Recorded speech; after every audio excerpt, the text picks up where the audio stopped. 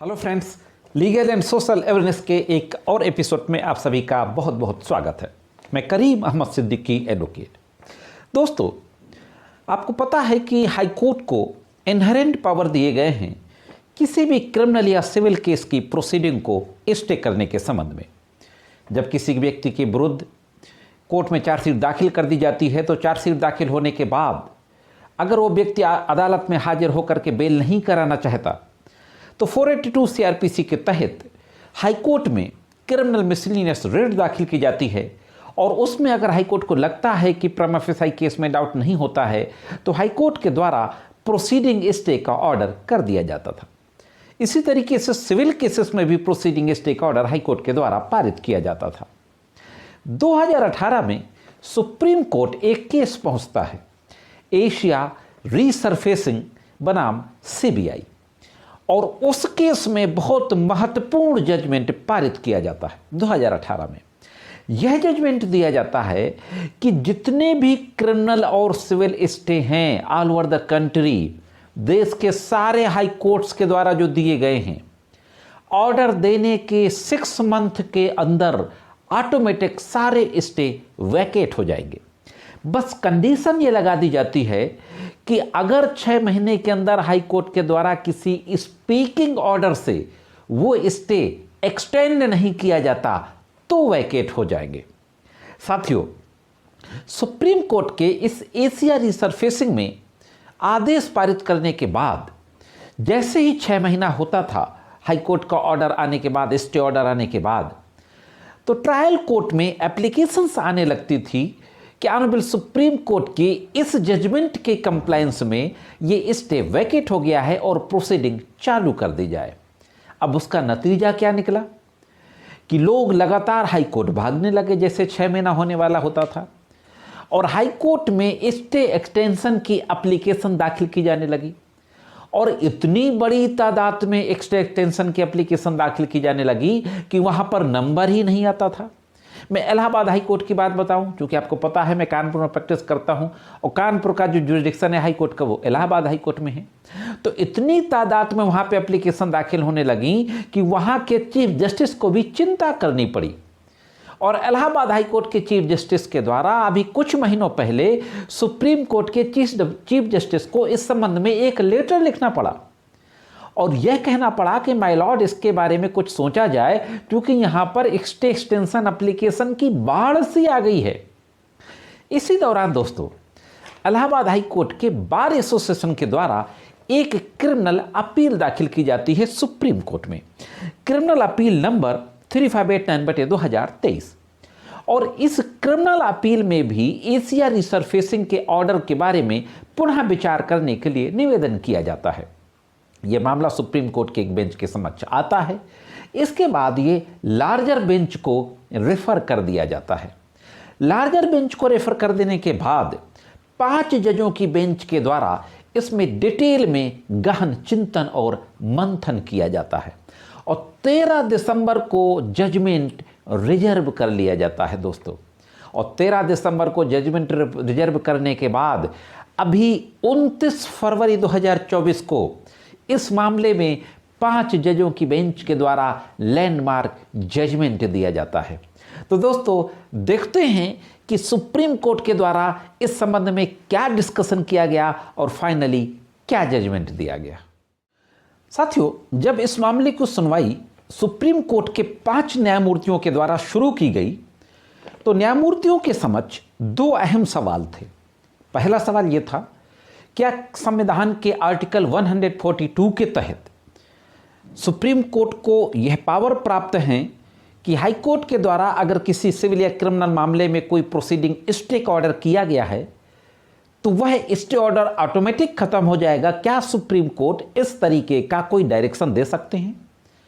दूसरा सवाल यह था कि क्या डे टू डे सुनवाई का या टाइम बाउंड सुनवाई का डायरेक्शन दिया जा सकता है? अक्सर आप लोग देखते होंगे कि हाई कोर्ट के द्वारा टाइम बाउंड सुनवाई का डायरेक्शन दे दिया जाता है कि 6 महीने में, 7 महीने में, 10 महीने में इस केस की सुनवाई को खत्म किया जाए। तो क्या इस तरीके का डायरेक्शन सुप्रीम कोर्ट के द्वारा दिया जा सकता है किसी कोर्ट को? आर्टिकल 142 कॉन्स्टिट्यूशन के तहत ये पावर दिए गए हैं कि नहीं दिए गए, इसके बारे में चर्चा करनी थी। अब वैसे तो जजमेंट बहुत बड़ा है और जजमेंट में बहुत सारी बातों को डिस्कस किया गया है, इसके पूर्व के कई जजमेंट्स को भी डिस्कस किया गया है, लेकिन मैं अहम सवाल पे आता हूँ। अहम सवाल ये है कि हाई कोर्ट जो कि एक कॉन्स्टिट्यूशनल कोर्ट है, आर्टिकल 226 के तहत, संविधान के अनुच्छेद 226 के तहत हाई कोर्ट के द्वारा किसी तरीके का कोई स्टे ऑर्डर दिया गया, या 482 इनहेरेंट पावर जिसमें दिए गए सीआरपीसी की धारा 482 में, उसके तहत कोई स्टे ऑर्डर कर दिया गया, तो वो स्टे ऑर्डर करते समय तीन चीज़ों को मुख्य रूप से देखा जाता है। सुप्रीम कोर्ट के द्वारा जजमेंट में कहा जाता है कि interim relief order granted after considering 3 facts, 3 facts को कंसीडर करने के बाद इंटरिम स्टे ऑर्डर दिया जाता है।